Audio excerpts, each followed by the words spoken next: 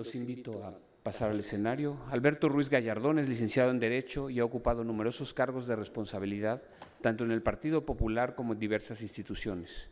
En 2007 se convirtió en el alcalde de Madrid más votado en la historia de la ciudad y recientemente ha vuelto a revalidar su cargo. El 22 de diciembre de 2011 asumió como ministro de Justicia del Gobierno español.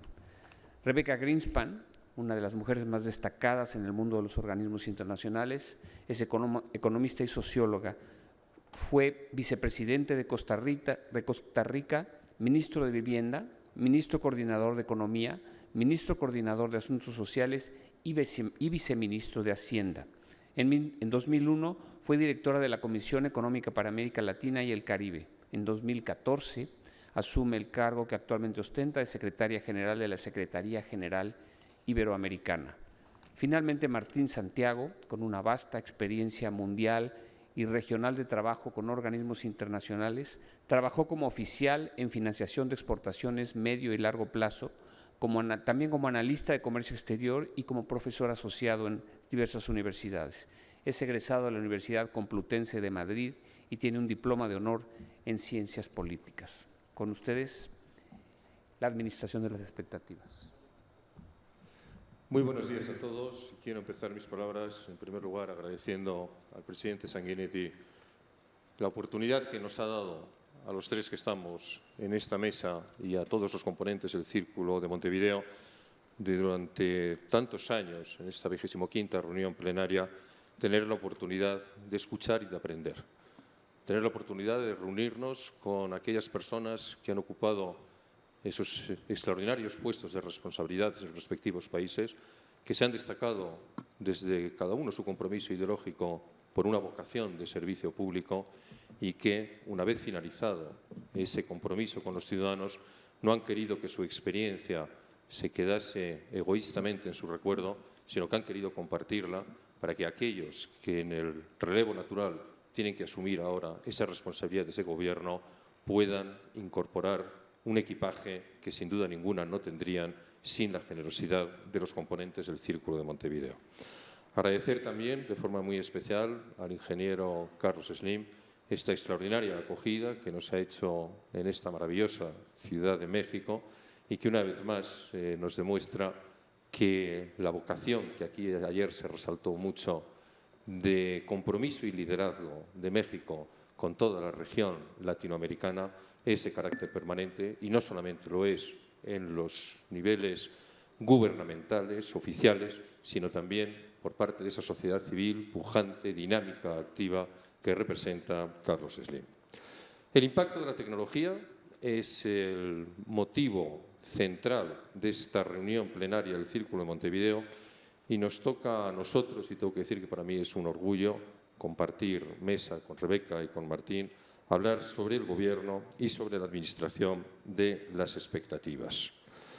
Felipe González nos recordaba ayer que gobernar consiste en gestionar las expectativas. No es una simplificación, es probablemente una reflexión profunda de en qué consiste devolver la confianza que los ciudadanos te han dado a través de su voto en un proceso democrático de elección de gobierno y cómo esa gestión de las expectativas es lo que en definitiva convierte en éxito o en fracaso la gestión de un gobierno. ¿Y cómo podemos relacionar esto con este impacto de las nuevas tecnologías? Estábamos, presidente Sanguinetti, en Santo Domingo, me recordaba Isabel esta mañana, en el año 2005, celebrando una reunión plenaria del Círculo de Montevideo, cuando el economista americano Thomas Friedman publicó un ensayo con un título absolutamente provocador: La Tierra es plana. Friedman en La Tierra es plana lo que venía a decir es que las compañías tecnológicas, que en ese momento estaban empezando ya a ocupar un protagonismo absoluto en la vida económica de nuestro planeta, iban a tener acceso a los mercados globales, que poco importaba que estuviesen ubicadas allí donde se concentraba la riqueza en los países desarrollados, en los países emergentes o incluso en países subdesarrollados, que a través de las redes, que a través de Internet íbamos a conseguir en esa tierra plana acceder no solamente a mercados, sino también al talento y acceder a las materias primas y a la elaboración de esas materias primas, a la conversión en producto final, y que, por lo tanto, el mundo entraba de facto, a través de la tecnología, en una nueva democratización que no habían podido conseguir ni los acuerdos comerciales, ni la liberalización de aranceles, ni la ruptura de las barreras que, en defensa de sus propios intereses, históricamente habían planteado los Estados. Esto es lo que nos decían en el año 2005. Pero ayer yo creo que todos, escuchando las intervenciones que aquí se produjeron, llegamos a la conclusión de que eso no ha sido así, que no acertó de ninguna de las formas Friedman cuando dijo que la Tierra era plana y que, por lo tanto, a través de las redes íbamos a tener ese acceso global a los mercados, a las personas, al talento y al conocimiento, sino que antes, al contrario, lo que se está produciendo, me atrevo a decir de una forma pesimista, lo que se ha producido ya es una segregación del mundo en dos espacios claramente definidos. Por un lado, aquellos que lo que han hecho es convocar, proteger y desarrollar el talento y la innovación, y aquellos que, por no haberlo hecho, desde políticas gubernamentales hasta falta de capacidad de la propia sociedad civil, en estos momentos no tienen empresas en lo que llaman los expertos la frontera tecnológica y, por lo tanto, carecen de cualquier posibilidad de equipararse con ese nuevo primer mundo que es el mundo del desarrollo tecnológico. Se ha producido una concentración de talento en lugares muy concretos. Lamentablemente, el conocimiento no viaja por el espacio a la velocidad que pronosticaba Friedman y muchos esperábamos que fuera a ocurrir como consecuencia del desarrollo de las infraestructuras de la red. También se ha producido no solamente una concentración territorial, sino una concentración en grupos cerrados que, por supuesto, están geográficamente cercanos, pero que además pueden tener una tentación de oligopolio y concentrar sus intercambios de conocimiento a los efectos de que no exista acceso por parte del resto del mundo. Hoy hay zonas en California, San José, San Francisco, en China, en Shenzhen, en la zona de Hong Kong, donde se está produciendo de una forma, parece que inevitable, una realidad oligopolista. Se está produciendo una concentración de empresas en torno a estos dos espacios, en torno a estos dos países, Estados Unidos y China, que realmente nos está dejando fuera de juego al resto del mundo. De las 20 empresas tecnológicas más importantes del mundo, solamente 2 son europeas, Siemens y Bosch, y no ocupan de ninguna de las formas ninguno de los 10 primeros puestos. De las 20 empresas tecnológicas más importantes del mundo, no hay ninguna latinoamericana. Y, por lo tanto, esa concentración en estos dos países rompe esa idea optimista que todos teníamos de que la red nos fuera a permitir a todos el acceso a una nueva realidad económica, social y política con nuevas oportunidades y con ruptura de discriminación. ¿Cuál es la reflexión que tenemos que hacer? No pesimista, pero sí crítica. Pues que América Latina y Europa y América Latina, con sus realidades tan distintas, pero en este caso, como bien se decía ayer, esa esquina de Euroasia, lo decía el presidente González, y América Latina con todo su potencial, nos podemos acabar convirtiendo en auténticos esclavos tecnológicos de esta nueva Guerra Fría, que van a mantener y están manteniendo las dos superpotencias, se hablaba ayer y con razón del G20 al G2, que significa China y Estados Unidos. Y en Europa tengo que decir que no nos hemos dado cuenta. En el Parlamento Europeo corre un comentario que yo creo que es muy afortunado, no me atrevo a decir si eso es aplicable también a América Latina, y es que en Europa hay dos tipos de países, los países pequeños y los países que no saben que son pequeños, porque todos somos pequeños comparados con esta nueva realidad. Y sin embargo, como también se recordaba aquí ayer, en lugar de fortalecernos mediante la unión, lo que entramos, en Europa me estoy refiriendo, es en un camino de suicidio absoluto mediante la división, mediante el fomento de los nacionalismos decimonónicos e incluso mediante la separación del Reino Unido de la Gran Bretaña e Irlanda del Norte del proyecto europeo, lo cual es un daño extraordinario para la Unión Europea, pero es sin duda ninguna un suicidio anunciado, la crónica de una muerte anunciada para Inglaterra. De eso no tenemos ninguna duda. Ante esta realidad podemos convertirnos en espectadores o podemos hacer algo que siempre en el Círculo hemos intentado, y es no resignarnos, intentar transformar la realidad. No estamos aquí única y exclusivamente para hacer un observatorio que refleje cómo son las cosas, sino para proponer la modificación de esa realidad, transformar esa realidad. Y el protagonismo, naturalmente, lo tendrán que hacer desde la sociedad civil, los que lideran el mundo empresarial, desde los estados gubernamentales, los que tienen la responsabilidad de gobierno, pero nuestra obligación como Círculo de Montevideo no es solamente hacer un diagnóstico de lo mal que pueden estar las cosas, sino también aportar ideas e intentar aportar soluciones. Y ayer aquí tuvimos todos la suerte, en las distintas intervenciones que se produjeron, de escuchar muchas de cuáles pueden ser esas soluciones. La primera, generar y atraer el conocimiento. Y desde luego, esa atracción del conocimiento no puede pasar, y esto creo, presidente Sanguinetti, que es algo que se repite en todas las reuniones del Círculo, por otro camino que no sea la educación. Yo recuerdo la primera reunión que asistí al Círculo de Montevideo, al presidente Sanguinetti se le preguntó cuáles pensaban que eran las 3 prioridades que tenía América Latina. Y contestó la primera educación, la segunda educación y la tercera educación. Y después, si ustedes quieren, empezamos a hablar de otras cosas distintas. Bien, es la educación donde nosotros podemos quebrar esa marginación tecnológica en la que parece que nos quieren condenar a estar tanto América Latina como Europa, como podríamos hablar de otros muchos espacios del mundo que no forman parte de esa nueva realidad de las superpotencias de China y de Estados Unidos. Y para eso es verdad que tenemos que hacerlo en los estados de primaria y de secundaria, enseñando a nuestros alumnos al manejo de las tecnologías. Todos los becarios que se encuentran aquí y que nos acompañaron ayer y hoy generosamente, creo que son plenamente conscientes de esta realidad, pero no nos podemos quedar ahí. Desde nuestro punto de vista, la clave, como siempre, está en las universidades. Las universidades en estos momentos no responden a la realidad que va a demandar no solamente los mercados laborales, sino la realidad sociopolítica del siglo XXI. Las universidades tienen que ser en estos momentos unas auténticas plataformas de transferencia tecnológica.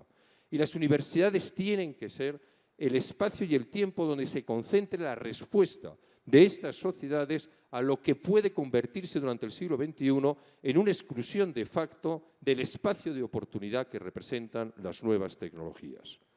En segundo lugar, necesitamos gobiernos que apoyen a las empresas que están en las fronteras tecnológicas. Los gobiernos tienen que perder todo tipo de complejo en apoyar a la iniciativa privada. La iniciativa pública, sin duda, es fundamental, pero no puede llegar. Y, de hecho, no está llegando allí donde puede llegar la iniciativa privada.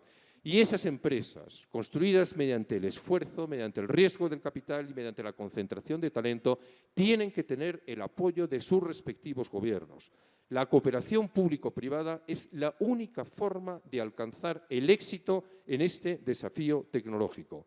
Si nosotros de verdad queremos tener empresas situadas en la frontera tecnológica, competitivas a nivel internacional, con el desarrollo que se nos ha anticipado ya por parte de Estados Unidos y de China, necesitamos que esas empresas tengan el apoyo gubernamental, sin ningún tipo de complejos, sabiendo que esas empresas, naturalmente, cumplirán con su obligación de retorno a la sociedad de los beneficios que hayan obtenido como consecuencia de ese apoyo de los poderes públicos.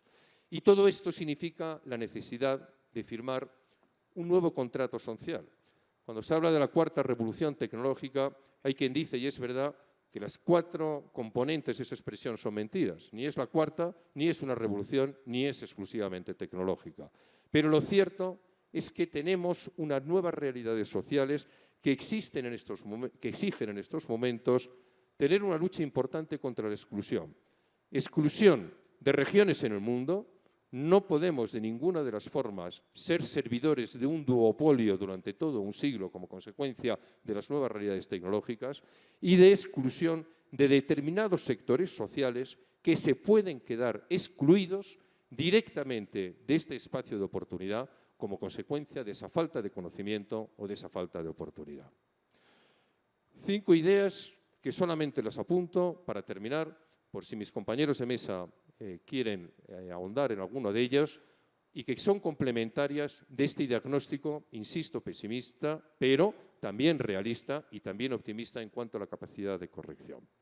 El primero, lo he sacado de la última reunión que tuvo el G20 en Salta, en Argentina, en agosto del 2018, donde la reunión ministerial de Economía Digital introdujo algunas valoraciones muy importantes. Y hay una que nos puede sorprender, porque pensábamos que esta nueva oportunidad de las tecnologías iba a tener un impacto positivo en la realidad de género, en el sentido de que iba a contribuir a acabar con la discriminación entre hombres y mujeres que se producen en la realidad laboral, en la realidad social y, por supuesto, en la realidad política de nuestro país, de nuestros países y, me atrevo a decir, que, con la fabulosa excepción de Rebecca Grisman, en los organismos internacionales también.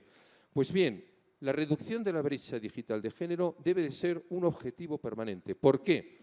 Porque los estudios en estos momentos lo que demuestran es que las mujeres tienen menos acceso y menos uso de la tecnología digital que los hombres. Y, por lo tanto, la digitalización, paradójicamente, se puede convertir en un elemento que incremente esas diferencias de género. Y creo que todos tenemos obligación de hacer una observación de este fenómeno precisamente para corregirlo. Estoy seguro que Rebeca nos ampliará esta preocupación que asumimos todos los miembros del Círculo de Montevideo. En segundo lugar, la brecha social a la que antes hacía referencia, el futuro del trabajo y el problema del reequilibrio entre las nuevas habilidades demandadas en la economía digital y las habilidades que poseen los trabajadores actuales. Esto puede crear una brecha, una nueva realidad de analfabetismo digital que deje fuera del mercado laboral a personas que no han tenido estas oportunidades de formación. Y esto no es solamente un problema económico, es un problema social. Y lo es de forma muy especial para los países emergentes. Por lo tanto, esta precipitación, hablábamos ayer de cómo esta realidad de cambio se ha producido en muchas otras épocas del mundo. Es cierto, pero en ninguna a la velocidad que se está produciendo ahora. No podemos dejar a un sector de nuestra sociedad de ninguna de las formas fuera de esa capacidad creativa y productiva que significa la incorporación al mercado laboral porque no hayan tenido la formación adecuada. Y que nadie piense que un sistema de subsidios, por mucho que resuelva el problema económico, puede sustituir lo que es la plena realización de la persona, que no se consigue con una retribución económica, sino única y exclusivamente si esa retribución es consecuencia del trabajo, el talento y la aportación enriquecedora que a la sociedad significa la realización de las habilidades para las que han sido formadas. En tercer lugar, y esto es algo que ayer Carlos Slim-Domit lo explicó de carácter muy bien, la protección de los consumidores y la privacidad y el acceso libre y no discriminado. Es decir, lo que se ha venido a llamar la neutralidad digital. No podemos permitir, y hay un riesgo cierto de que esto ocurra, de que en esta nueva realidad tecnológica se produzca una discriminación de facto y de jure en determinados sectores sociales y en determinados países. Por lo tanto, la vulnerabilidad que vamos a tener todos los ciudadanos como consecuencia de estas nuevas realidades, hacía referencia Felipe González al efecto que se ha producido en San Francisco, en el que en la semana pasada o esta semana, de los 8 supervisores, que es un poco la estructura municipal que gobierna la ciudad y el área metropolitana de San Francisco, 7 habían votado en contra de que el reconocimiento facial pueda ser utilizado por las autoridades gubernativas. Es un paso importante, pero tenemos que ser conscientes de que estas decisiones políticas pueden ser también tecnológicamente vulneradas y que desde el momento en que existen los instrumentos físicos, el acceso a esa información puede ser no solamente autorizado, sino también de carácter perverso. En cuarto lugar, las políticas internacionales de ciberseguridad. Les doy el dato de que en julio del año 2016 la OTAN, la NATO, declaró oficialmente el ciberespacio como el 5º espacio de guerra. Esta es una declaración oficial de la NATO, el 5º espacio de guerra. ¿Por qué? Porque advirtieron de verdad cuáles son los riesgos para la estabilidad de nuestras sociedades de la manipulación del ciberespacio. En estos momentos existe capacidad no solamente de tergiversar resultados electorales, de influir en ellos, sino incluso de socavar democracias consolidadas, como consecuencia de la manipulación del ciberespacio. Y esto lo tenemos que tener muy en cuenta de cara a la consolidación de nuestros sistemas. Y aquí vuelvo a invocarlo, la necesidad de la cooperación público-privada. No tengo los datos de Latinoamérica, ni siquiera a nivel europeo, pero les doy en estos momentos los datos de España, que sí que tengo contrastados. Las infraestructuras críticas de comunicación en España, en un 80% están en manos del sector privado. Solamente en un 20% están en manos de la administración pública. Y el sector privado no tiene de ninguna de las maneras, sin los poderes públicos, capacidad de defensa de la integridad de esas infraestructuras. Por lo tanto, es necesario un compromiso de los poderes públicos para la protección de estas infraestructuras, para que no sean utilizadas con un sistema de manipulación de voluntades, y no solamente las que afectan a su titularidad, sino todas aquellas que están en manos del sector privado. Una vez más, colaboración público-privada. Y un quinto elemento, que lo apunto nada más como elemento positivo, aunque puede suponer, sin duda ninguna, una pérdida de libertad y una pérdida de privacidad. Uno de los grandes problemas, y con esto termino, que hemos tenido las sociedades latinoamericanas, europeas y particularmente españolas durante los últimos tiempos, ha sido el problema de la corrupción.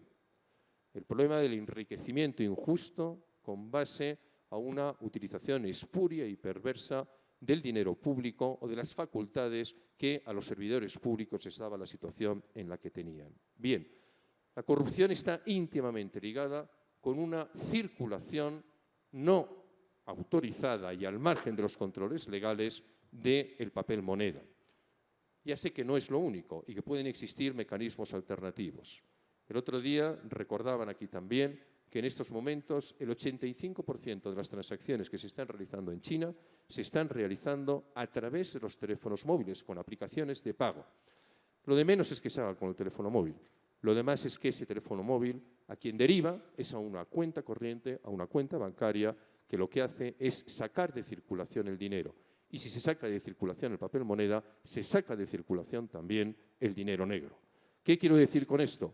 Que aunque signifique un coste de pérdida de libertad y de pérdida de privacidad, creo que la introducción de las nuevas tecnologías en las transacciones económicas y financieras puede ser un elemento decisivo, si no para acabar, que todos sabemos que desgraciadamente es imposible, sí para limitar de una forma muy importante los mecanismos de enriquecimiento injusto, ilícito, que como consecuencia de la corrupción se han producido lamentablemente en nuestras sociedades. Son 5 ideas que dejo encima de la mesa a efectos de abrir el debate y quiero terminar reiterando, lo comentaba hace un minuto también con el presidente González, una frase de Simón Pérez, que él hizo uso de ella cuando hizo la presentación de su libro recientemente en Madrid.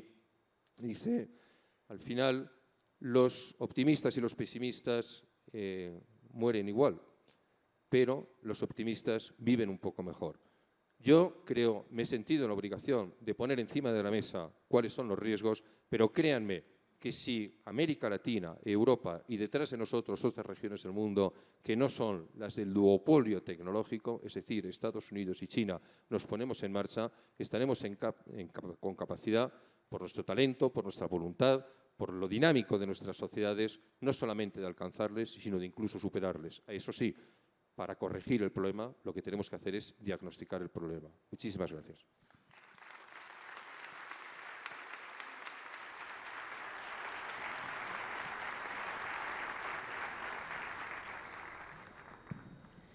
Bueno, muy buenos días a todos. Agradecerle efectivamente al Círculo de Montevideo y por supuesto al presidente Sanguinetti por siempre reunirnos para cosas tan interesantes, y agradecerle al ingeniero Slim por la acogida, el cariño que nos han mostrado en esta tarea, en este evento que hemos tenido estos días.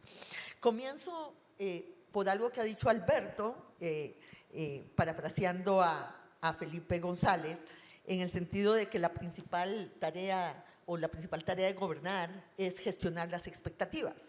Ahora, decía Cicerón que ningún político puede sobrevivir sin prometer. Entonces, el problema es qué es lo que uno promete, ¿no? Porque muchas de las expectativas políticas están basadas en la promesa. Si hacemos una promesa muy baja, no hay ilusión en el futuro, no hay ambición por mover al país en una dirección hacia adelante. Si hacemos promesas demasiado altas que no podemos cumplir, pues generamos frustración, alienación, baja participación, como se decía ayer, convertimos a la política en un mal y no en un bien, ¿no? Nos volvemos a la política con P pequeña y no con P grande. Entonces, ¿cómo generar expectativas sanas en el mundo de la comunicación de hoy? ¿Cómo hacemos promesas posibles, aunque tengamos que saber que hay dificultades para cumplirlas? El mundo no es perfecto. Y ciudadanos que confíen en las promesas y que confíen en la política. Y yo creo que ayer se habló mucho de ello. Y yo quiero comenzar por decir que yo siento que en América Latina hay un problema de expectativas que ha surgido, ayer se habló de ello, que ha surgido por la evolución, la ampliación a principios de este siglo de las clases medias. Porque estas son clases medias que son mucho más demandantes, que ya no quieren solo acceso a los servicios, quieren servicios de calidad, ya no quieren solo un gobierno que ofrezca, sino un gobierno que esté abierto a sus demandas, a sus preocupaciones, que responda. Y lo que nos ha pasado, yo creo que en la región son dos cosas, ¿no? Una es que esa ampliación de la clase media a principios del siglo XXI se ha topado en estos últimos años con una desaceleración económica que ha hecho que esa expectativa de un mejoramiento, de una mejora constante de esos sectores que han hecho un gran esfuerzo por salir de la pobreza, por alejarse de la vulnerabilidad, que ese esfuerzo esté en cuestionamiento. Entonces hay como un desencuentro entre las expectativas de una población que vio un gran mejoramiento al inicio de este siglo con las posibilidades reales en estos momentos de cumplir con sus expectativas. Y de alguna manera, ayer también se habló del tema de las instituciones se han quedado rezagadas con respecto a la sociedad y a la economía. Eso pasa muchas veces en la historia, ¿no? Cuando discutimos los temas de desarrollo, sabemos que en cambios muy acelerados, como los que estamos viviendo, muchas veces las instituciones son mucho más difíciles de transformar, es mucho más difícil que den los saltos necesarios para responder a los cambios tan acelerados que se están dando en este momento en la economía y en la sociedad, en su propia estructura, como le ha pasado también a América Latina. Entonces tenemos esos dos problemas, tenemos una ciudadanía con expectativas muy elevadas que quieren un mejoramiento y una respuesta, y por la comunicación, por las tecnologías de hoy, quieren esa respuesta casi de inmediato. Decía ayer precisamente el presidente Sanguinetti que la sociedad es impaciente con respecto a las respuestas, quiere las respuestas casi instantáneamente, y a las instituciones no solo les cuesta cambiar, sino que les cuesta responder con esa velocidad. Y yo creo que tenemos que profundizar en este tema del cambio institucional, de cómo vamos a poder tener instituciones mucho más abiertas, mucho más dinámicas en sus cambios, gobiernos que tengan instrumentos para el mundo de hoy, no para el siglo pasado, los instrumentos que el gobierno quiere usar, mucho más de control y de regulación, en lugar de crear los ecosistemas necesarios, digamos, para que nazca esta nueva sociedad, para apoyarla, para lograr efectivamente los cambios que el futuro demanda.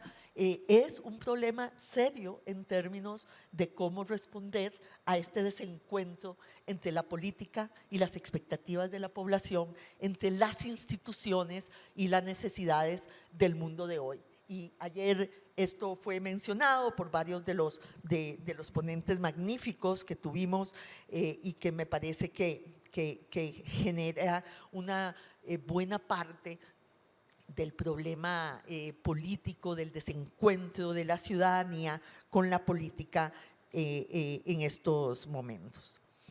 El problema que está, y que mencionabas también, Alberto, que está relacionado yo creo con esto, y que ayer creo que Carlos Slim Domit hablaba de ello, es el problema de tener no solo las expectativas, sino una sociedad, una economía también que está volcada al corto plazo y que no tiene como perspectiva el largo plazo. Tenemos una economía, una política que es de corto plazo. Yo creo, ingeniero, que usted decía ayer que no había visión, que para poder manejar el cambio necesitábamos tener una visión de futuro, una visión de largo plazo, pero todos los incentivos son de corto plazo. En el gobierno, como dicen en mi país, el problema con los gobiernos y el largo plazo es que alguien se come la piña y es al otro al que le duele la panza, ¿verdad? O sea, que los gobiernos que invierten en el largo plazo no tienen los beneficios en el largo plazo, en el corto plazo, que es cuando son gobierno. Y por lo tanto el incentivo para tener esa visión es cada vez menor. La población también está volcada al instante, ¿no? En la comunicación, en lo que espera, en sus deseos, quieren respuestas instantáneas. Y en la economía nos está pasando lo mismo.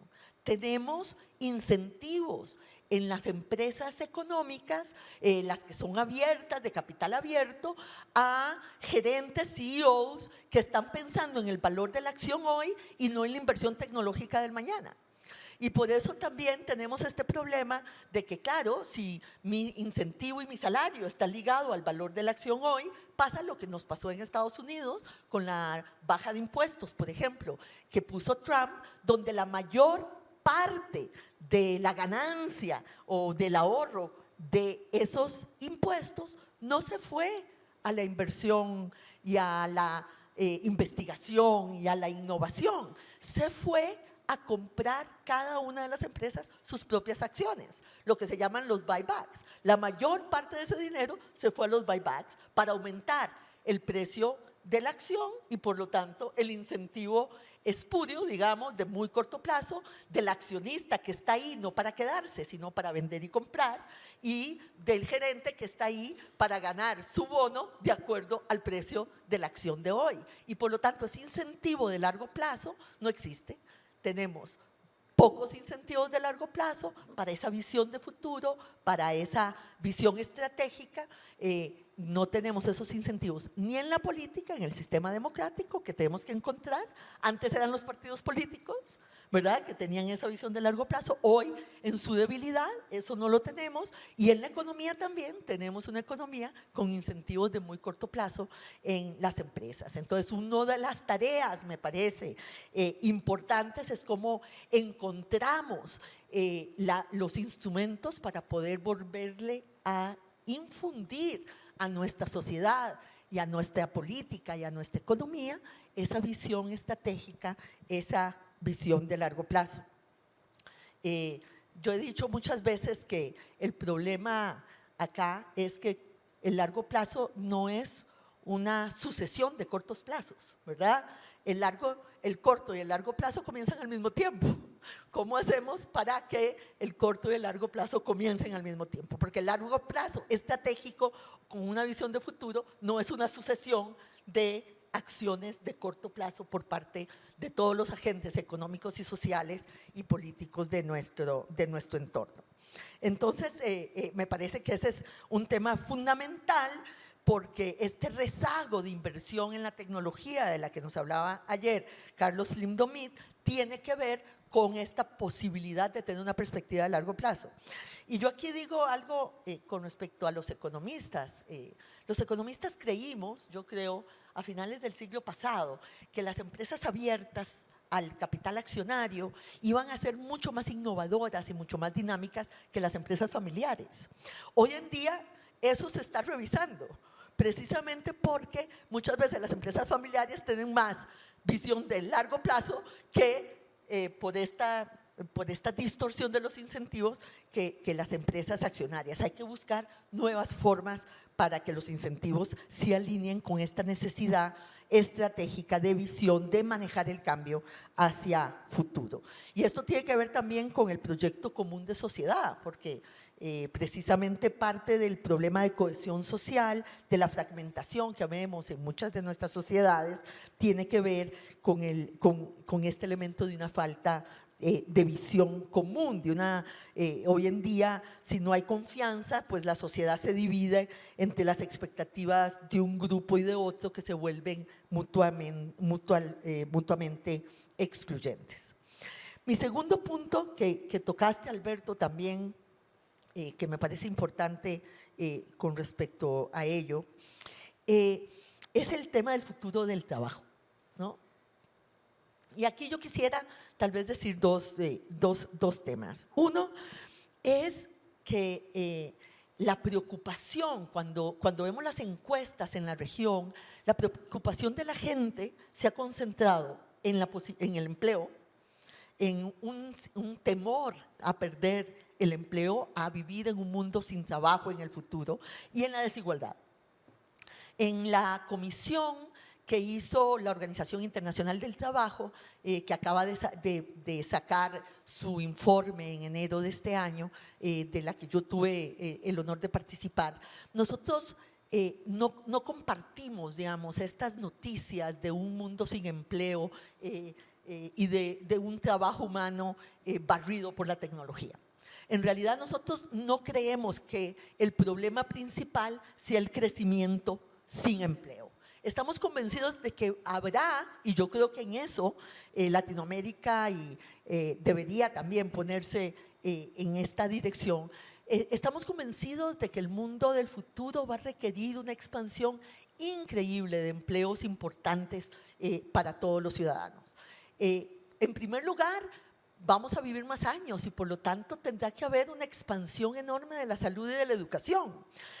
Todo el ecosistema educativo va a tener que expandirse de manera significativa, porque hoy en día no vamos a terminar nuestra educación cuando salimos de la universidad. Vamos a tener que tener una educación continuada para poder pasar de un trabajo a otro, para poder estar siempre al día con los cambios tecnológicos. Necesitamos consolidar más bien una educación a lo largo de la vida y a lo largo de la vida laboral. Todo eso va a requerir la expansión de muchos empleos.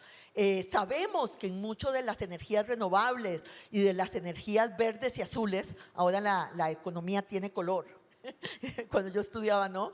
Pero en mucho de la economía verde y de la economía azul tiene que haber mucha innovación y por cada empleo que se destruye surgen 4 empleos nuevos. Entonces el problema, en realidad ese problema que nos ha metido como en una psicosis de que las nuevas tecnologías, la robótica, la inteligencia artificial van a meternos en un mundo sin empleo, a nosotros nos parece que no es el principal problema. El principal problema es que la tecnología empodera a aquel que la tiene y que la sabe usar.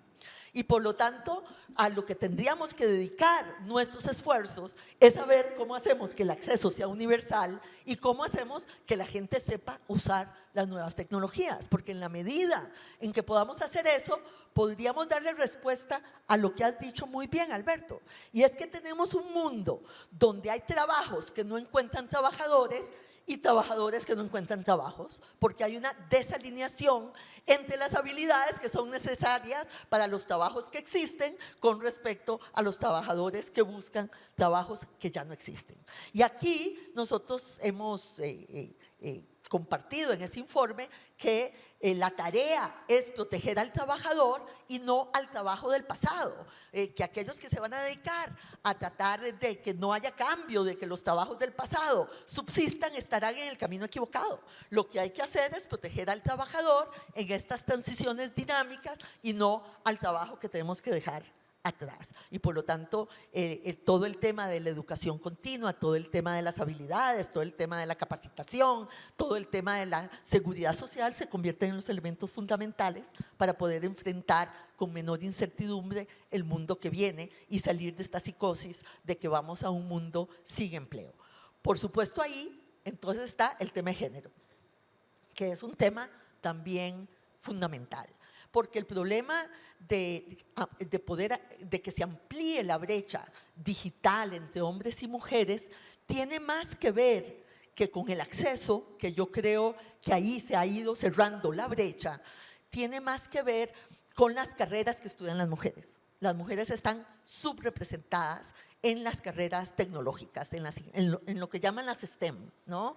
En las ciencias, la tecnología, la investigación, las matemáticas, la física, y parte de ese rezago tiene que ver con elementos culturales, donde se desincentiva a las niñas desde el colegio para que no sean nerds, para que no sean más inteligentes, porque la sociedad las obliga en el momento de la adolescencia, digamos, a tener un comportamiento distinto, y si son muy científicas, pues tal vez no son muy populares, y eso se ha demostrado con montones de estudios, pero al mismo tiempo hay un problema más profundo, que es el problema de la conciliación familia-trabajo.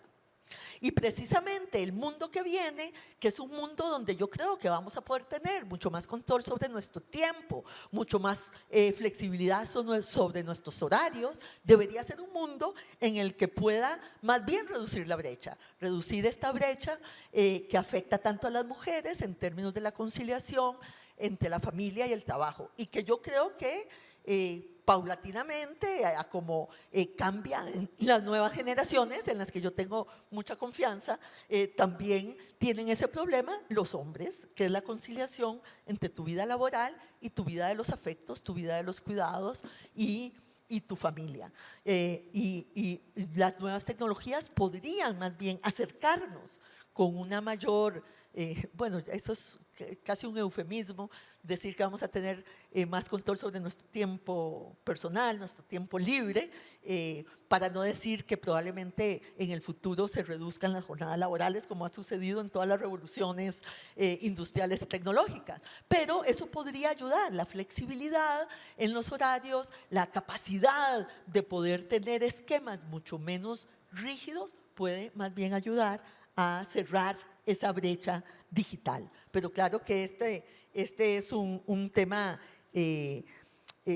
duro, porque representa un cambio cultural muy profundo. La equidad de género, pues por supuesto, pues afecta a todo, afecta nuestra vida personal, nuestros hijos, nuestras relaciones más cercanas, y requiere entonces una transformación muy profunda de la sociedad. Mi último punto, para darle aquí el campo a Martín, es una preocupación que tengo sobre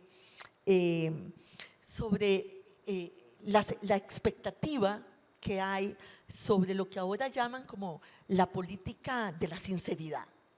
De repente, lo bueno es que todos digamos lo que sentimos. El político popular es aquel que dice lo que siente, y si siente cosas horribles hacia los demás, lo aplaudimos y le permitimos que diga esas cosas horribles, xenófobas o racistas o derogatorias de los demás. ¿Por qué? Porque es sincero.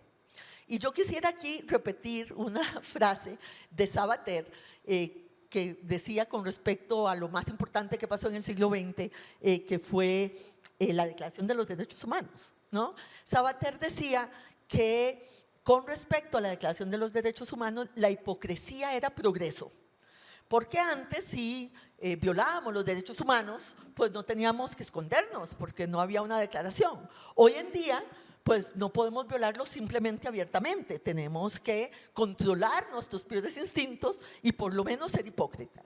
Bueno, yo también quiero decir que aquí esa expectativa de que cada quien en las redes sociales, en el Facebook, en Instagram, o lo que fuera, ponga aquello que siente, simplemente porque lo siente, sin que ejerza ningún control civilizatorio sobre la convivencia humana, sobre la sociedad, también es un problema que estamos viviendo, y ahí sí tenemos un problema de comunicación con las redes y con la tecnología, porque de repente cada uno de nosotros cree que puede poner una barbaridad ofendiendo al otro en una red social, porque este es el mundo de la sinceridad. Y yo digo, la civilización ha sido un proceso en el cual hemos tenido que controlar lo peor de nosotros mismos, y por lo tanto ojalá que podamos también discutir de qué sinceridad estamos hablando, si estamos hablando del control de lo peor o si estamos hablando efectivamente de una política que se base en el respeto, en la dignidad de todos los ciudadanos, donde decir lo peor de lo que sentimos no nos va a llevar a una sociedad mejor. Muchas gracias.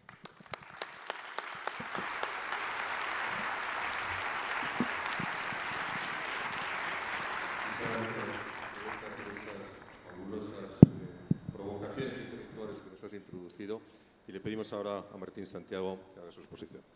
Bueno, muy buenos días y siempre un privilegio escucharos, a Rebeca, Alberto, y por supuesto un honor compartir con vosotros algunas reflexiones. Yo comienzo mis palabras expresándoles a todos ustedes, dándoles un muy cordial saludo, agradeciéndoles además que hayan tenido la amabilidad de estar con nosotros en este segundo día, y hago además ese saludo extensivo a todos los compañeros del Círculo de Montevideo y muy particularmente al presidente Sanguinetti, siempre por supuesto por su inspiración, pero al mismo tiempo también por esa invitación a este arte de pensar y a ponernos sobre el debate en esta reflexión crítica de algunos temas que precisamente tienen que ver con los nuevos tiempos. Obviamente este agradecimiento y este reconocimiento tan especial va al ingeniero Slim. Muchas gracias, ingeniero, por su liderazgo intelectual, por su generosidad, no solamente con nosotros, sino por lo que hemos visto con la sociedad, ese mecenazgo que usted está ejerciendo, y fundamentalmente también por esta bienvenida tan efectiva y tan bondadosa que ha tenido con todas y todos nosotros. Yo, después de todas las cosas que se han dicho, estoy tratando de reconducir un poco mi camino de pensamiento a los efectos de compartir con ustedes algunas reflexiones, y creo que tal vez apelar a lo que es el tema central de por qué estamos realizando esta reunión, que es ver la tecnología como un determinante absolutamente esencial de ese cambio civilizatorio que estamos teniendo. Y esto podrían ser palabras a la carrera, pero lo que sucede es que precisamente hay que tratar de entender qué nos pasa, por qué nos pasa, y hay que ir claramente a las causas y saber que eso que nos pasa tiene consecuencias. Y yo voy a entrar, tal vez escapándome un poco desde el punto de vista de la construcción de estos apuntes modestos, a una perspectiva un poco distinta a lo que tanto Rebeca como Alberto han compartido. Y cuando estaba hablando de las consecuencias, estamos claramente determinando que las consecuencias, y ayer se enfatizó mucho en estos temas, tienen que ver en el ámbito de las comunicaciones, y eso tiene que ver con lo individual y lo colectivo, tiene que ver claramente en el ámbito de las relaciones, pero fundamentalmente tiene que ver en el ámbito de las instituciones democráticas. Y tal vez empiezo mi guión de tratar de ver con ustedes una cierta empatía en pensamiento. Empiezo mi guión desde el punto de vista de ir a uno de los clásicos que nos hicieron pensar, clásicos modernos que nos hicieron pensar en el tema de la democracia. Y estoy hablando de Robert Dole, que claramente nos dijo, por un lado, nos recordó que la democracia siempre es un régimen, subrayo, siempre es un régimen deseable, pero de la misma manera también nos advirtió y nos pidió que recordáramos que teníamos que tener siempre presente sus posibilidades y al mismo tiempo sus limitaciones, es decir, el concepto de límite. Porque añadió, y fíjense qué bonito es esto, añadió que la democracia es una tarea, es una construcción permanente. Y aquí trato de hilar con lo que tanto Rebeca como Alberto estaban diciendo. A pesar de sus imperfecciones, creo que las libertades conquistadas, si yo puedo hablar en esos términos desde el punto de vista de lo que ha pasado en estas últimas décadas, y yo creo que en América Latina en particular es un tema que tenemos que celebrar, a pesar, repito, de sus imperfecciones, pero tenemos que celebrar esas libertades conquistadas con pocas excepciones en la región, y Venezuela es una de ellas, pero a lo que voy es que fundamentalmente ha habido una emergencia, a mí me parece que ha emergido una ciudadana y un ciudadano, podemos decir latinoamericano, pero ahora una ciudadana y un ciudadano global, que precisamente estos cambios civilizatorios les han traído unas posibilidades de tener unos sueños de ampliación de expectativas, unos sueños de ampliación de demandas, porque pensaban que la política, en esas libertades que conquistamos y conquistaron, pensaban que la política todavía tenía esa semilla de cambio y de transformación. Pero de la misma manera vemos unas ciudadanas y unos ciudadanos que son mucho más críticos, que obviamente son mucho más conscientes de sus derechos o al menos de ese ideal de realización o de ejercicio de derechos, y de la misma manera también son unas ciudadanas y unos ciudadanos que tienen ahora unas capacidades y una voluntad de participación por el tema de los medios, y no voy a entrar mucho en esto. No obstante esto, y también sin embargo me parece que es extremadamente importante, tal vez la globalización o este cambio civilizatorio que estamos viendo, y yo no lo defino porque las palabras son muy sencillas y podemos decir, y fíjense que por eso decía la empatía entre todas y todos ustedes cuando usamos estos lenguajes, podemos hablar de la interdependencia y vivimos en un mundo efectivamente interdependiente. Podemos hablar de la inmediatez y todo ahora tiene que ser una velocidad distinta a lo que siempre habríamos querido. Y finalmente, es un mundo completamente incierto. Antes teníamos unos contornos que eran mucho más sólidos en pensar en abrir esa puerta de la historia, pero sin embargo, la realidad, y no voy a decir como Bauman, nos da tal vez unos contornos que son difusos, unos contornos que me parece que son extremadamente líquidos, como él diría, pero que nos permiten pensar que la incertidumbre gana esa concepción en letras mayúsculas. ¿Qué quiere decir sin embargo, al que yo apelaba? Quiere decir que tristemente, y fíjense qué adverbio tan terrible, pues tristemente la realidad es que nuestras instituciones, que esa política que tenía ese germen, que tiene esa semilla de proyecto de transformación colectiva, no nos ha traído las respuestas ciudadanas que todos esperábamos. Aquí lo ha dicho Rebeca, no vamos a decir la vulnerabilidad de nuestras clases medias, el tema del descenso social, la cuestión de los desafíos, los dilemas del empleo, el cambio climático o claramente, y lo podemos ver, es el tema de la desigualdad.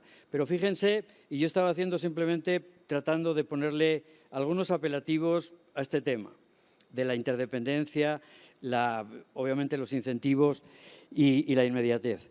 Y la realidad es que estos nuevos ciudadanas y ciudadanos pues se sienten claramente desencantados, desilusionados, tienen una desafección, una desconexión, tal vez una desesperanza sobre lo que pensaban que esos aires que nos iba a traer estas libertades conquistadas de nuestras democracias. Es decir,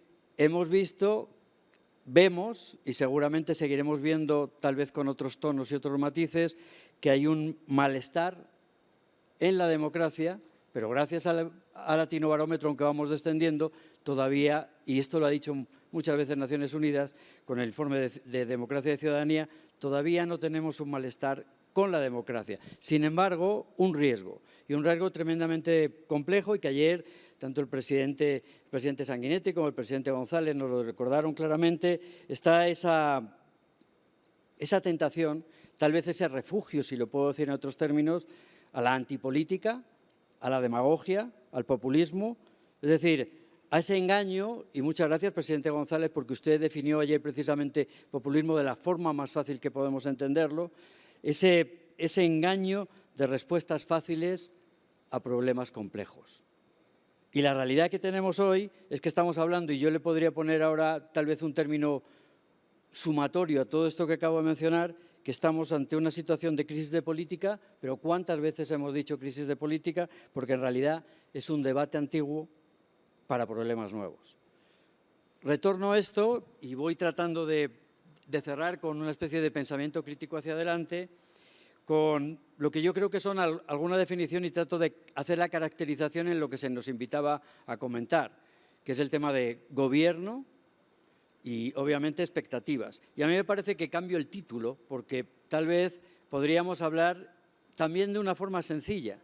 Podríamos hablar de las brechas estructurales que generan esas rupturas. Y básicamente, en mi opinión, son tres. Hay una brecha de legitimidad, pero lo pongo en tono y en código político porque tenemos una distancia entre la oferta, entre estos escleróticos partidos políticos que tenemos, pero tenemos realmente una distancia entre esa oferta política o del sistema político realmente con la necesidad de las aspiraciones y los ideales que tienen las y los ciudadanos. Tenemos una brecha de gestión y voy a hacer una incidencia después muy breve sobre esto, sobre ese desfase que tenemos de las políticas públicas una vez diseñadas y aplicadas para conseguir resultados que verdaderamente tengan que ver con impacto en la calidad de vida de las y los ciudadanos. Y finalmente tenemos una brecha de equidad. Es decir, y yo lo defino como ese desacople, perdonen por este término, ese desacople entre el retorno que tiene el crecimiento económico y precisamente esa ambición ciudadana de protección, de mejoramiento de su calidad de vida, ojalá que ascenso social y también provisión de bienes y servicios públicos. Pero la realidad es que la cara absolutamente más sombría y más visible de esto que acabo de decir se llama desigualdad y además es un problema de escala global. Simplifico, termino y abro el camino también, como hacía Alberto, a los titulares. La simplificación es porque sería muy fácil y vuelvo a decir que estamos ante debates antiguos para problemas complejos y nuevos. Y los debates antiguos nos traían soluciones antiguas, pero que siguen siendo inmanentes. A mí me parece que son extremadamente importantes. Y voy a la simplificación. A mí me gustaría que ojalá pudiéramos hablar de nuevos liderazgos para una nueva política.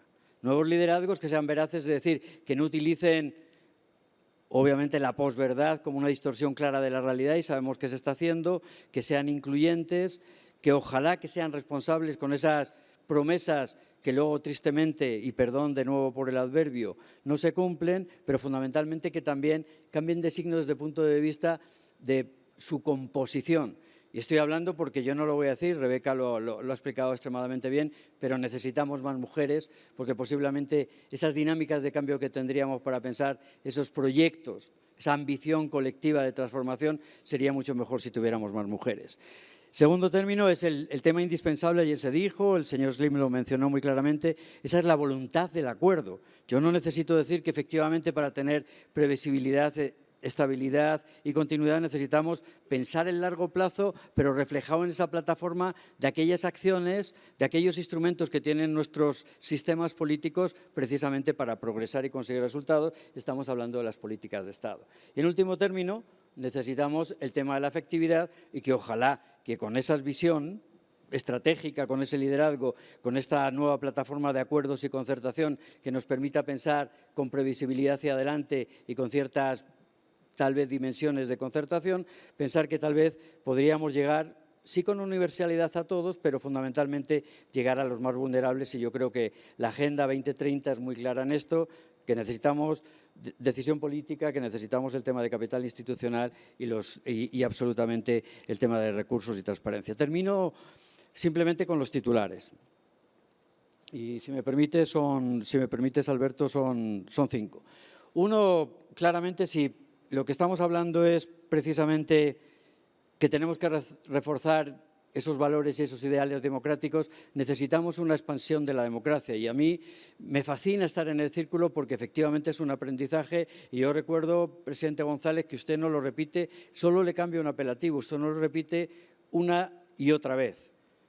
Que efectivamente tenemos democracias legítimas de origen, Rosambalón diría de autorización, pero tenemos democracias fallidas de ejercicio.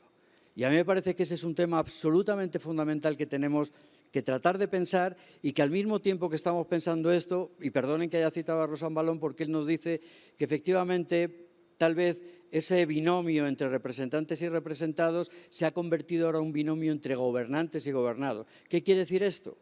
Quiere decir que el centro de gravedad de nuestros poderes en esos regímenes democráticos que todos hemos soñado y queremos, han pasado a los ejecutivos, además han adoptado la razón tecnocrática. Y eso es un gran problema porque los poderes legislativos eran precisamente ese ámbito de la diversidad, eran ese ámbito de la diversidad de nuestras sociedades. De manera que tenemos que hacer un ejercicio colectivo para que ojalá podamos recuperar esa titularidad del pueblo, que es el derecho a elegir y ser electo, y cuando se elige o se es elegido, ojalá que se puedan conseguir resultados. Primer titular. Segundo titular es, obviamente si hemos hablado de ese vínculo, es el vínculo de la intermediación, obviamente de la recuperación de la representación. Esa es una tarea absolutamente esencial porque el eclipse de la democracia precisamente viene por esta incapacidad que tenemos de la intermediación de ese papel histórico que el sistema de partidos políticos había tenido. Y no voy a hacer consideraciones porque también el círculo ha tomado mucho tiempo en esto, pero efectivamente los tenemos atrofiados y ahora los tenemos además atomizados por las redes y este es el punto con el que concluyo este segundo titular.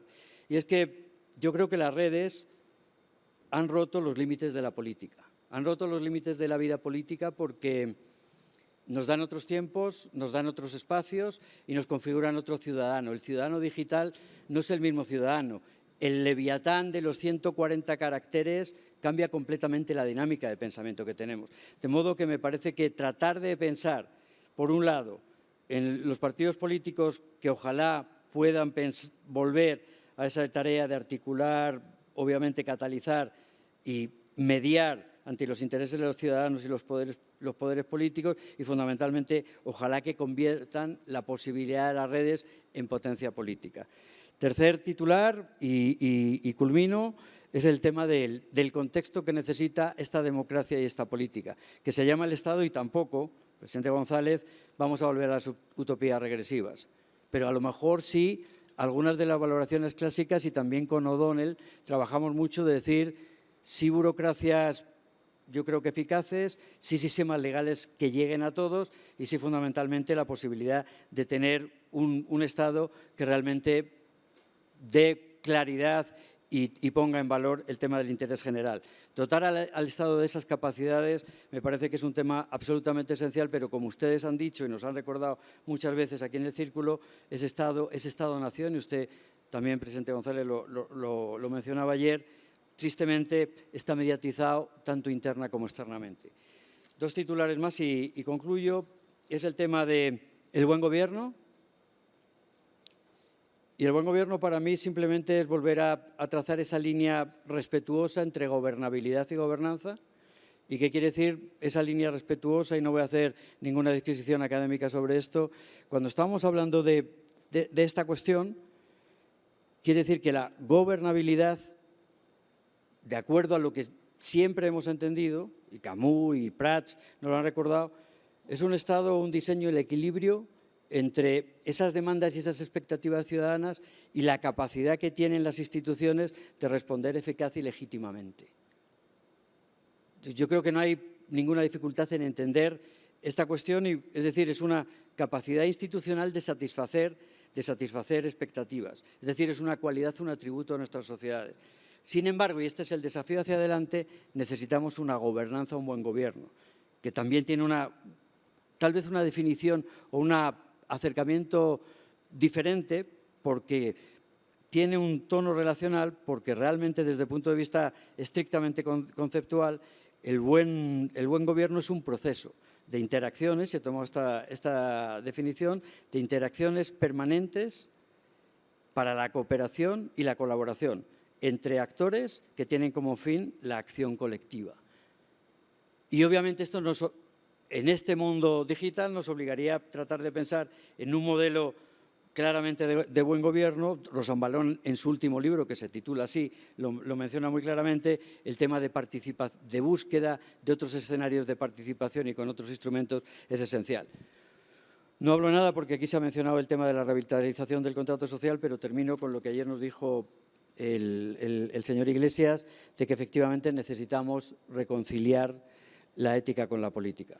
Y no necesariamente porque tenemos esa crisis de lo público, o esa crisis de la ética de lo público, y Odebrecht es un claro ejemplo de todo esto. Pero fundamentalmente porque sí, debemos avanzar, ojalá que profundizar en mecanismos de control, en reglas, procedimientos. Es absolutamente esencial luchar contra la corrupción y tener transparencia en nuestras sociedades. Pero es mucho más importante volver al tema que se decía de esa pedagogía, de ese aprendizaje colectivo que tenemos que tener.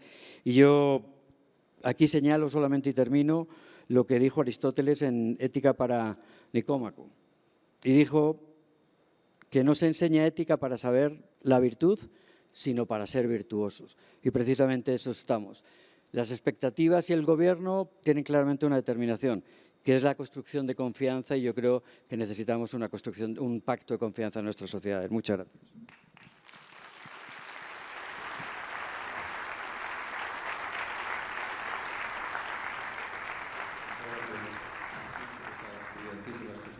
Miro a Isabel para preguntarle si tenemos tiempo para una pregunta rápida. Me dice que sí. Bien, creo que hemos, desde muy distintas perspectivas, pero coincidido los tres en por lo menos en el diagnóstico del problema, insisto, desde una consideración muy diferente. Yo quiero solamente hacer una pregunta antes de terminar. Ayer el presidente Sanguinetti nos hablaba de que las instituciones van corriendo detrás del problema.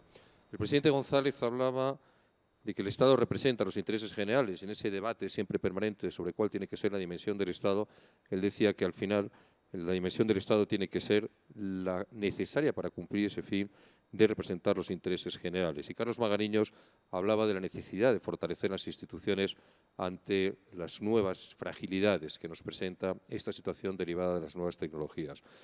Una sola pregunta, y no sé si, presidente Sanguinetti, conforme a lo que nos apuntaste ayer, a lo mejor estamos anticipando el debate de la próxima reunión plenaria del Círculo de Montevideo. Coincidimos todos en la necesidad de fortalecer esas instituciones, pero la pregunta que yo quiero haceros, Rebeca y Martín, es, aquí en América Latina, ¿lo podemos hacer solo desde cada uno de los estados? ¿Lo puede hacer México, Costa Rica, Argentina, Uruguay? ¿O tenemos que ser plenamente conscientes de que en la situación global en la que estamos, los estados solos no pueden, no podemos, y necesitamos que esa respuesta de fortalecimiento institucional nazca de las regiones, en este caso de América Latina y en nuestro caso de toda la Unión Europea? ¿Lo podemos hacer solos o tenemos que trasladar a instituciones supranacionales la respuesta a este desafío tecnológico? Rebeca.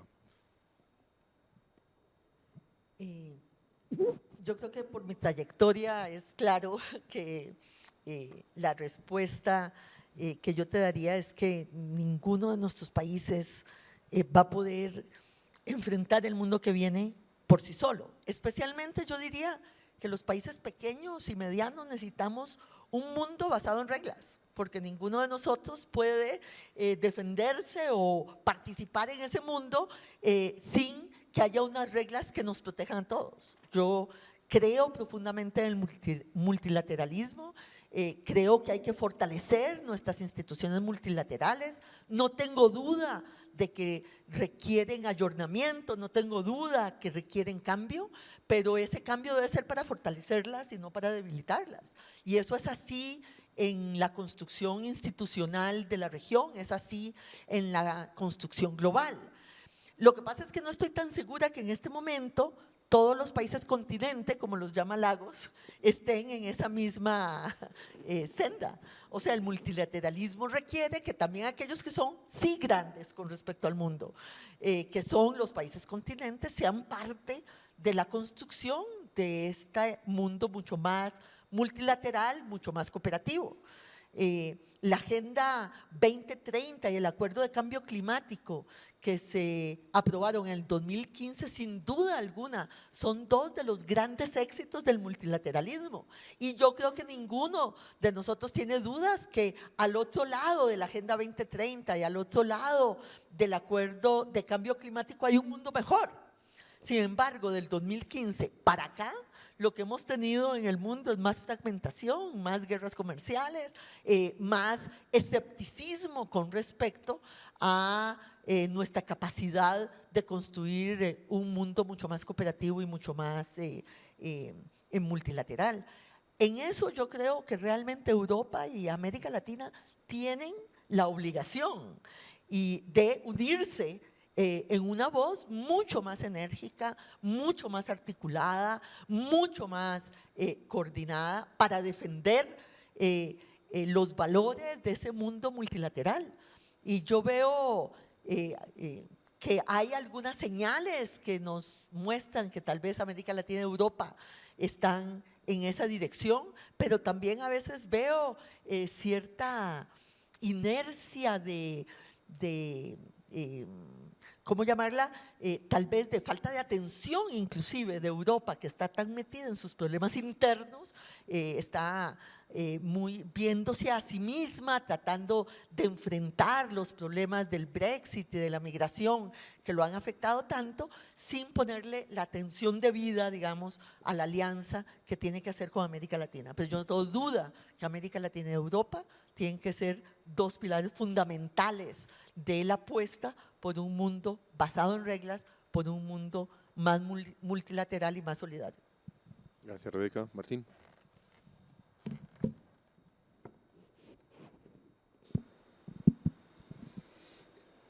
Tal vez comienzo por un lugar común que nos permitiría adentrarnos cuidadosa y respetuosamente en el siglo XXI. Y ese lugar común son algunas, me parece, que algunos de los temas de agenda que lo multilateral ha ido posicionando. Si yo hablara del tema de equidad, de la sostenibilidad, de la gestión de riesgo, de resiliencia, todos podríamos inmediatamente sentirnos cercanos a qué queremos decir con eso, porque me parece que hay una invitación a la acción colectiva a pensar esos temas. Si lo tratamos de definir de una manera un poco más sencilla, podríamos hablar de los problemas globales y de la agenda que ya no va en esos titulares tal vez un poco más conceptuales. Hablaríamos del cambio climático, estaríamos hablando del tema de las migraciones, estaríamos hablando del tema de las pandemias, estaríamos hablando del tema de la desigualdad, pero ¿por qué decía lo del espacio y el lugar común? Porque si yo creo que para algo en este ámbito, desde mi perspectiva, y vengo ahora del mundo, llevo 30 años, ahora termino, pero llevo 30 años en el mundo multilateral, pero creo que en esta última etapa nos ha servido mucho esta reflexión colectiva, tratando de aspirar a esa acción colectiva que no llega, y ese va a ser mi último punto, pero me detengo en esta introducción, al tema de los vínculos. Y yo realmente a veces me cansan los lenguajes y hablar de los Objetivos de Desarrollo Sostenible o de la Agenda 2030, etcétera. Por supuesto, podemos llegar al contenido, es un contenido promisorio para tener un porvenir distinto y mejor. Y esa es una aspiración ya de máxima. Pero yo creo que es mucho más importante la determinación de esos vínculos, que podría casi aplicarse a lo que hemos estado comentando anteriormente. Y fíjate lo que nos dice, yo creo que son 4 que para mí son determinantes, que marcan el rumbo de este siglo XXI. Lo primero es que ya no hay ninguna diferenciación, Alberto, y gracias por la pregunta, entre lo global y lo nacional. No importa por dónde lo mires de un lado o de otro, tienen absolutamente una conexión. En segundo término, tampoco hay ninguna posibilidad de que podamos pensar en el segundo de los vínculos, el tema, quién en este momento, y fíjate cuando he hablado del desacople, de los retornos para la ciudadanía, del crecimiento económico, y la desigualdad nos tira para abajo las posibilidades de crecimiento, pero nadie puede pensar de forma disasociada el tema de crecimiento, equidad y sostenibilidad, es decir, lo económico, lo social y lo ambiental. Segundo de los vínculos. Tercero, es el tema de que nadie, y aquí mira la mirada de gente que tenemos, etcétera, mira absolutamente el rol impresionante que juega el señor Slim, nadie puede pensar, y por eso el buen gobierno y la capacidad de interrelación, que las respuestas colectivas se van a lograr de formas individualizadas. Es decir, se necesitan, sí a los Estados, tienen en el Estado-Nación todavía un rol importante, pero se necesitan a los empresarios, a la sociedad civil. Tenemos que pensar de una manera y ese vínculo de que esto se construye entre todos es absolutamente esencial. Y el cuarto, y para mí más importante, es el tema de que hoy tenemos una responsabilidad con el mañana y es el vínculo en la solidaridad intergeneracional. Nada de lo que hagamos hoy puede ir en detrimento de las futuras generaciones. Y no solamente las futuras generaciones. Para pensar en las futuras generaciones necesitamos las generaciones jóvenes del hoy. Hay que involucrar a los jóvenes en esto. Termino con, y por eso lo dejo para el final, con una cierta decepción que me pasa, pero me llena de entusiasmo porque, como todo, hay que entender las limitaciones, pero al mismo tiempo las posibilidades. En lo multilateral, yo creo que el presidente Lagos nos lo dijo claramente.